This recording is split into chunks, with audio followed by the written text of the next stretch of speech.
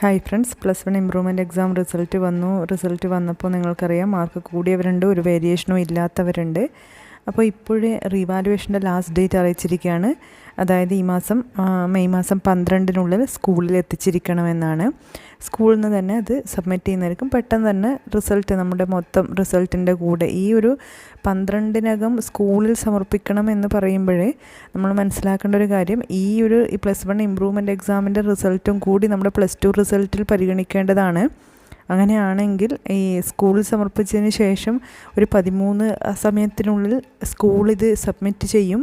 പിന്നെ അത് എത്തി റീവാലുവേഷൻ നടത്തി ആ റിസൾട്ട് നമ്മുടെ +2 റിസൾട്ടിൻ്റെ കൂടെ വരുമോ എന്നൊരു വലിയ സംശയം എനിക്കുണ്ട്. എന്തായാലും അത് അവിടെ നിൽക്കട്ടെ. റീവാലുവേഷൻ്റെ ഫീസ് 500 രൂപയാണ് പെർ പേപ്പർ. 3 പേപ്പറും ആണെങ്കിൽ നിങ്ങൾക്ക് കൊടുക്കാം. അതുപോലെ സ്ക്രൂട്ടിനി എന്ന് പറഞ്ഞാൽ ജസ്റ്റ് കൂട്ടി നോക്കൽ മാത്രമാണ്. ഫ്രണ്ട് പേജിലെ കൂട്ടി നോക്കാനേ ഉള്ളൂ. പേപ്പർ എഴുതിയതിൻ്റെ ഫോട്ടോ കോപ്പി കിട്ടാൻ 300. ഞാൻ എപ്പോഴും ഓർമ്മിപ്പിക്കുന്നത് പോലെ ഏറ്റവും ഇഫക്റ്റീവായത് റീവാലുവേഷൻ തന്നെയാണ്. ആ റീവാലുവേഷനിൽ സ്ക്രൂട്ടിനിയൊക്കെ അകപ്പെട്ടു നമ്മൾ വീണ്ടും റീവാല്യൂ ചെയ്യുന്നുണ്ടല്ലോ. അപ്പോൾ തീർച്ചയായിട്ടും നമുക്ക് അഥവാ സ്ക്രൂട്ടിനി വഴി കൂടുതൽ മാർക്ക് കിട്ടാനുണ്ടെങ്കിലും അത് റീവാല്യൂ ചെയ്താൽ നമുക്ക് കിട്ടുന്നതായിരിക്കും.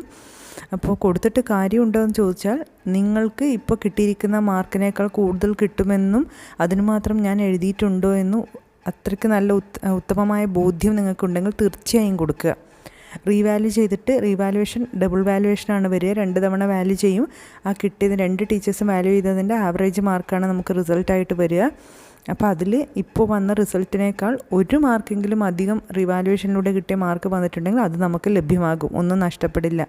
അപ്പോൾ റീവാലുവേഷൻ കൊടുത്തത് കൊണ്ട് ഓൾറെഡി ഉള്ള മാർക്ക് നഷ്ടപ്പെടാൻ പോകുന്നില്ല. അതേസമയം 1 മാർക്കെങ്കിലും അധികം കിട്ടാനുണ്ടെങ്കിൽ അത് കിട്ടുകയും ചെയ്യും. നമ്മൾ എഴുതിയിട്ടുണ്ടെങ്കിൽ ധൈര്യമായിട്ട് കൊടുത്തോളൂ.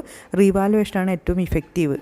അപ്പോൾ ചിലവർക്ക് ഡൗട്ട് ഉണ്ടാവും, ഞാൻ നേരത്തെ മുന്നേ ഓർമ്മിപ്പിച്ചതുപോലെ, ആദ്യം പറഞ്ഞതുപോലെ റീവാലുവേഷൻ കൊടുത്താൽ അതിൻ്റെ മാർക്ക് +2 റിസൾട്ടിൻ്റെ കൂടെ വരുമോ, പിന്നെ കൊടുത്തിട്ട് കാര്യമുണ്ടോ എന്ന്. ആ +2 റിസൾട്ടിൻ്റെ കൂടെ അഥവാ വന്നില്ല എങ്കിലും, എൻ്റെ ഒരു അഭിപ്രായത്തിൽ വരേണ്ടത് തന്നെയാണ്.